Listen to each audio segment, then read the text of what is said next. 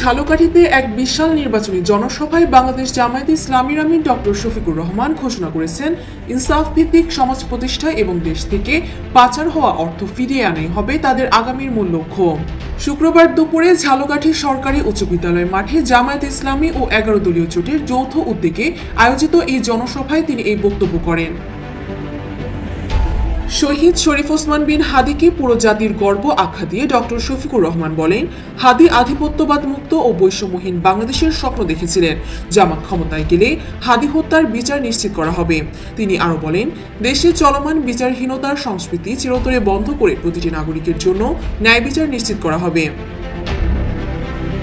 দেশের অর্থনৈতিক সংকট ও দুর্নীতি প্রসঙ্গে জামায়াতে আমির বলেন, বিগত শাসনামলে দেশ থেকে প্রায় 28 লাখ কোটি টাকা পাচার করা হয়েছে।